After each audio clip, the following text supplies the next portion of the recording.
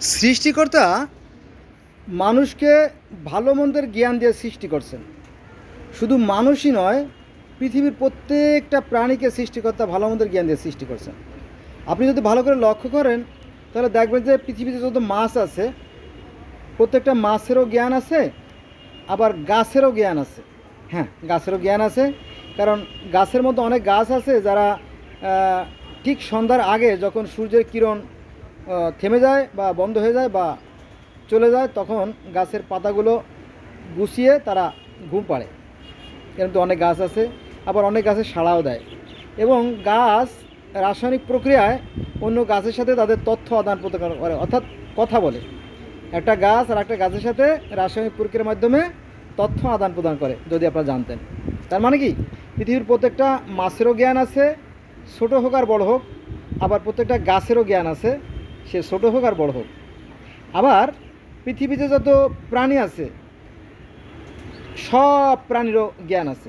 মানুষের তো জ্ঞান আছেই, আর পিঁপড়ে, মশা, মাকড়সা, সারপোকা, উল্লা ডাল্লা, মৌমাছি, প্রজাপতি, ফড়িং, সবার ভালো মন্দ জ্ঞান আছে। হ্যাঁ, এটাই সত্যি। এটা আপনি একটু চিন্তা করলেই বুঝতে পারবেন। যেমন যেমন আপনার ওই যে পেঁচা, ওরা কিন্তু দিনের বেলা বের হয় না, ওরা রাতের বেলা বের হয়। শিয়াল দিনের বেলা বের হয় না, ওরা রাতের বেলা বের হয়, কারণ ওদের স্বভাব তো চুরি করা, তাই না? তো ওই যে শিয়ালগুলো দিনের বেলা বের হয় না, কারণ ওরা জানে যে আমরা তো চুরি করি, আমাদের অভ্যাস তো চুরি করা। মানুষের ওই মুরগি চুরি করি, হাঁস চুরি করি, তারপরে গরু ছাগল চুরি করে আমরা খাই। তো আমাদেরকে মানুষে পাইলে একেবারে তক্ত বানায় ফেলবে, হ্যাঁ, পিটাইয়া। এজন্য ওরা দিনের বেলা বের হয় না। এই শিয়াল, বাগডাসা, তারপরে বাঘ, মেছোবাঘ, সিংহ, এরা রাতের বেলা বের হয়। কেউ গরু খায়, কেউ ছাগল খায়, কেউ হরিণ খায়, যাক এই অবস্থা। তো তারা জানে, তাদের সম্পর্কে কিন্তু তারা জানে, কিন্তু মানুষ জানে না। মানুষ যদি একটু গভীরভাবে চিন্তা করতো তাহলে বোধহয় মানুষের সাথে মানুষের এত সংঘাত হতো না, বিভেদ হতো না। ঠিক আছে, আমি অন্য প্রসঙ্গে চলে যাই। যে পৃথিবীর প্রত্যেকটা মাছকে তো আল্লাহকে জ্ঞান দিয়েছেই। পৃথিবীতে যত প্রাণী আছে তার 6/5 পানিতে বাস করে। তাহলে সবার জ্ঞান আছে। হ্যাঁ, সবার জ্ঞান আছে, মাছেরও আছে, পশু পাখির আছে, কিন্তু মানুষের জ্ঞান আছে আমি বলছিলাম, কিন্তু আসলে মানুষের জ্ঞান নাই। মানুষের এই পার্থিব মোহ মানুষকে অন্ধ করে দেয়, তাকে বিবেক শূন্য করে দেয়। এজন্য আমি মাঝে মাঝে যে কথাটা বলি সেটা হচ্ছে যে এই ধর্মগুলো সৃষ্টি হয়েছে মূলত মানুষের সাথে মানুষের হিংসা, মানুষের সাথে মানুষের বিদ্বেষ এবং ঘৃণা থেকে। আমি কিন্তু জগতের বিভিন্ন ধর্মের ছাত্র। আমি দেখতে পারছি যে এই যে সনাতন ধর্মের কথা বারবার কেন বলি জানেন? বয়সের দিকে প্রাচীন, তাই সনাতন ধর্মের কথা বারবার চলেই আসে। এই সনাতন ধর্মে আমরা মিরাজের কাহিনী, অর্থাৎ সেই সৃষ্টিকর্তার সাথে যে দর্শন বা সাক্ষাতের কাহিনী আমরা দেখতে পাই। আগেকার দিনে যারা পুরোহিত, যারা ধর্মগুরু, যারা সন্ন্যাসী, যারা ব্রহ্মচারী, তারা প্রায় স্বর্গে যেতেন এবং সেই সৃষ্টিকর্তার সাথে আমার কবুতরগুলো আর কি উঠছে। তো আগেকার দিনে প্রায়ই ধর্মগুরুরা, পুরোহিতরা স্বর্গে যেতেন এবং ঈশ্বরের সাথে, সৃষ্টিকর্তার সাথে, আল্লাহর সাথে দেখা সাক্ষাৎ করেন। একথা বেদে আছে, খোদ বেদে আছে, মানে ঊর্ধ্বগমন।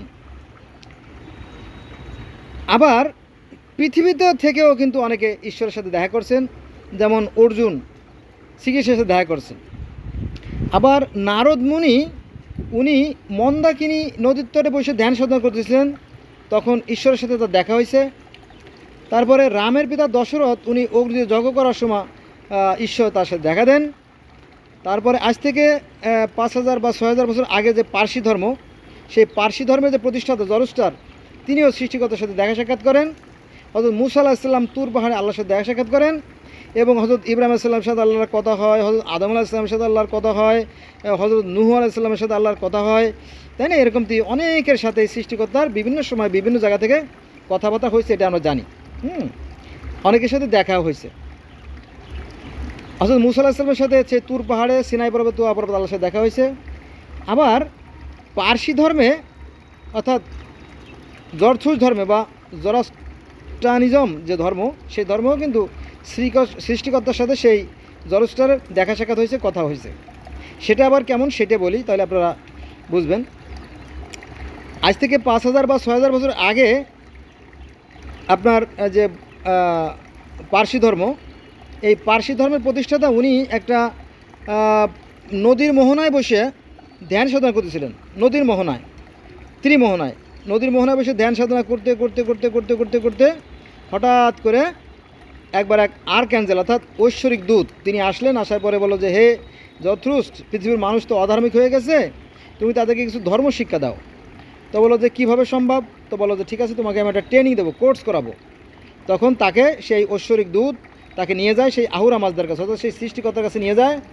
তো সৃষ্টিকর্তার সাথে সেই আহুরা মাজদার দেখা হয়, কথা হয়। তারপরে আপনার ইসলাম ধর্মে বলা আছে যে হযরত মুহাম্মদ সাল্লাল্লাহু আলাইহি ওয়াসাল্লাম যখন মিরাজে যান, তখন তাকে এক গ্লাস দুধের শরবত এবং এক গ্লাস মদের শরবত দেওয়া হয়, মদ। তো হযরত মুহাম্মদ সাল্লাল্লাহু আলাইহি ওয়াসাল্লাম মদ খেলেন না, খেলেন দুধ।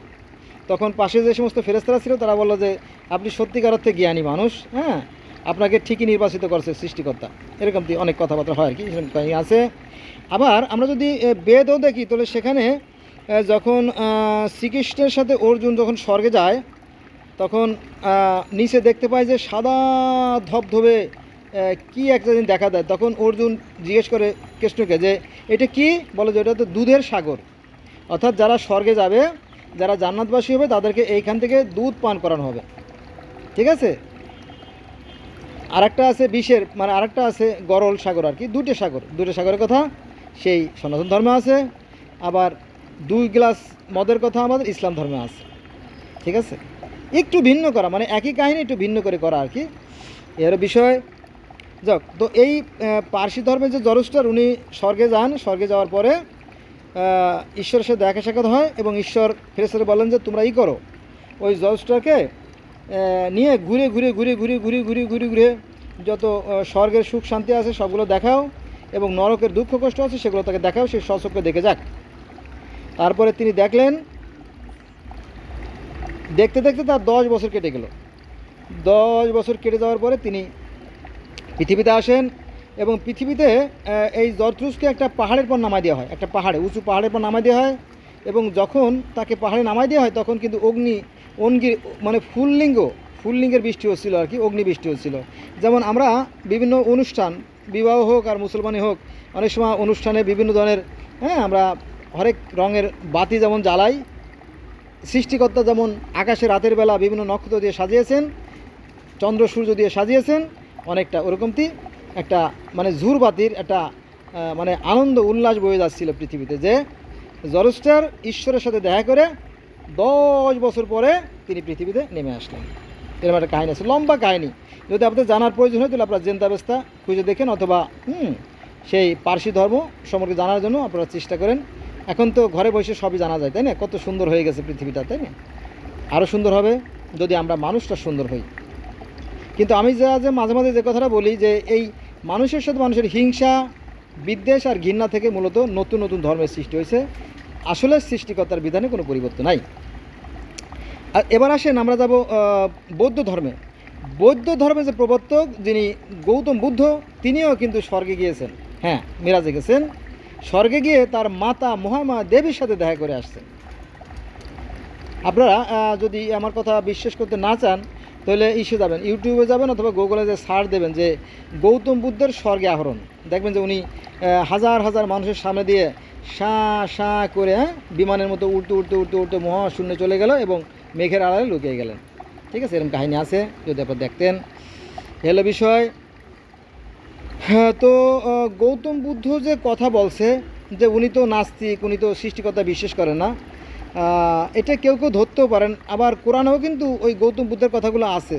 যেমন সূরা আনামের 103 নম্বর আয়াতে আল্লাহ বলেন যে সৃষ্টিকর্তাকে চর্মচক্ষু দ্বারা দেখা সম্ভব না। এটা কিন্তু কোরআনের কথা। দেখবেন যে সৃষ্টিকর্তাকে চর্মচক্ষু দ্বারা দেখা সম্ভব না। তারপরে সূরা শুরার 51 নম্বর আয়াতে আল্লাহ বলেন যে মানুষের এমন কোনো সাধ্য নাই যে সে সৃষ্টিকর্তাকে সরাসরি দেখে।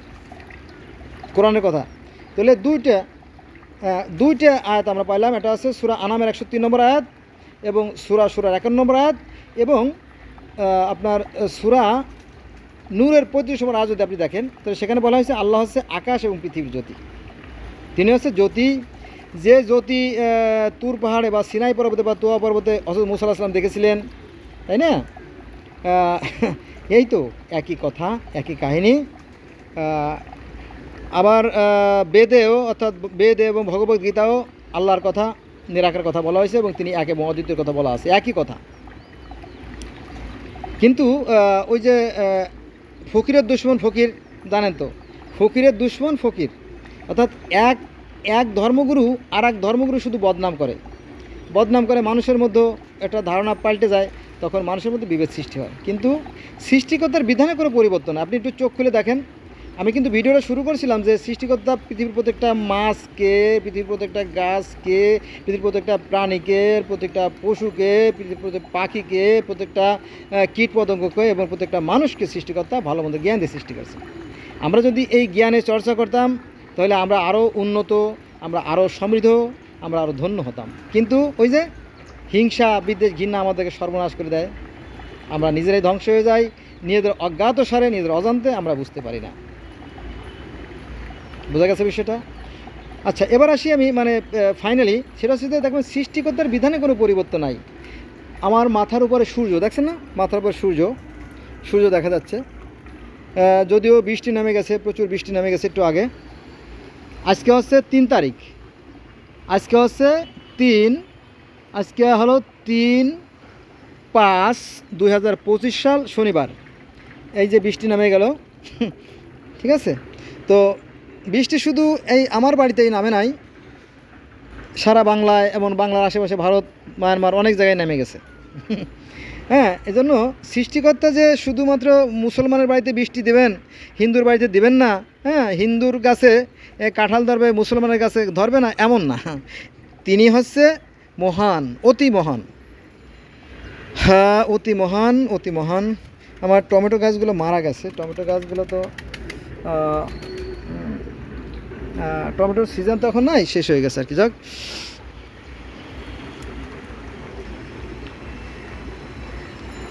এটা হচ্ছে লেবু। তো যাক, তো আমাদের এই যে আমরা পৃথিবীতে যে 800 কোটি বা 900 কোটি মানুষ আমরা বসবাস করতেছি, আপনারা জানেন, আমিও জানি যে আমাদের একটাই সূর্য। এই যে সূর্য উঁকি দিচ্ছে দেখেন, একটাই সূর্য, একটাই পৃথিবী, একটাই আকাশ, একটাই চাঁদ, একই মিল্ক ওয়েক্সে আমরা বসবাস করি, মিল্ক ওয়ে গ্যালাক্সিতে আর কি বসবাস করি। পৃথিবীর প্রত্যেকটা মানুষ সুখে হাসে, দুঃখে কাঁদে, শীতে কাঁপে, প্রত্যেকের আবেগ অনুভূতি এক এবং অভিন্ন। পৃথিবীর প্রত্যেকটা মানুষের রক্ত লাল, আমরা সবাই একই অক্সিজেন ভোগ করি, কিন্তু ধর্মের বেলা ভিন্ন। কারণ কি জানেন, এই ধর্মগুরুর আমি দেখছি, আমি যেহেতু মুসলমানের সন্তান, যা দেখছি আমি তাই বলি, মিথ্যে কথা না বলি। সেটা হচ্ছে মসজিদের মতো পবিত্র জায়গায় দাঁড়িয়ে যদি একজন ইমাম, যাকে আমরা অনেক সম্মান করি, সে যদি মিথ্যে কথা বলে, হ্যাঁ, কিন্তু লজ্জায় কিছু বলতে পারি না, লোক লজ্জার ভয়, কারণ লোকে মাইন্ড করবে। আল্লাহ পাক সবাইরে সব কিছু দেখার তৌফিক দান না। হ্যাঁ, ওই দিন গতকাল ছিল শুক্রবার, তার আগের শুক্রবার যখন আমি মসজিদে গেলাম, তখন ইমাম সাহেব বলতেছিল যে হিন্দুরা 12 মাসে 13 ভগবানের পূজা করে। আমি বললাম তওবা, কে বলছে এটা? তো কথা বলার কোনো তো যোগ্যতা নাই। মসজিদের মধ্যে বসে যদি আপনি যা খুশি তাই বলা যায়, তাই না? তাই বলতেছে। আমি বললাম তওবা, কি বলে? বেদে তো এমন কথা নাই, গীতায় এমন কথা নাই। বেদেও ঈশ্বর একজন, গীতায়ও ঈশ্বর একজন, এবং তিনি নিরাকার, জ্যোতিময়, অশরী এবং জন্মমৃত্যু রহিত, এটাই আছে। তবে এখানে আবার মুসলমান ভাই যারা আছে তারা হয়তো বলবে যে তাহলে হিন্দুরা যে পূজা করে, আরে বাবা, সবাই তো পূজা করে না, কিছু লোকে পূজা করে আর বাকিরা পূজা করে না। তারা সেই নিরাকার ঈশ্বরের আরাধনা করে, অর্থাৎ পঞ্চ মহাযজ্ঞ করে, অর্থাৎ 5 বার নামাজ পড়ে। এটা আপনি জানেন না, আপনি তো বেদ পড়েন না, আপনি তো গীতা পড়েন না, আপনি তো রামায়ণ পড়েন না, আপনি তো মহাভারত পড়েন না, আপনি তো মনুসংহিতা পড়েন না, আপনি তো ঈশ্বরের অবতার রহস্য পড়েন না, আপনি তো সেই রামের জীবনী পড়েন নাই, আপনি তো কি বলবো, মহাজন গ্রন্থ পড়েন নাই, আপনি তো জানেন না। আমি জগতের বিভিন্ন ধর্মের একজন ছাত্র, আমি জানি যে কোরআনে যা আছে বেদে তাই আছে। আপনি দেখেন, আপনি দেখলে পরে আর আপনার মধ্যে যে সংকোচ, যে দ্বিধা, যে জড়তা, যে যেগুলো আছে এগুলো দূর হয়ে যাবে, আপনি খাঁটি একজন মানুষ হয়ে যাবেন। আসুন আসুন আমরা এই ধর্মের ভেদাভেদ ভুলে যাই। আমরা সবাই একই স্রষ্টার সৃষ্টি, একই আদমের সন্তান, একই মানুষ। দেখবেন পৃথিবীটা আরও কত সুন্দর আর কত রঙিন। ঠিক আছে, যাক। তো এই হুজুর বলতেছিল যে ওরা 12 মাসে 13 ভগবানের পূজা করে। নাউজ বিল্লাহ মিন জালেক, এটা মিথ্যে কথা। হুজুরের মতো মানুষ যদি ইমাম মসজিদে বলে মিথ্যে কথা বলে, তাহলে জগৎ আর কোথায় থাকে?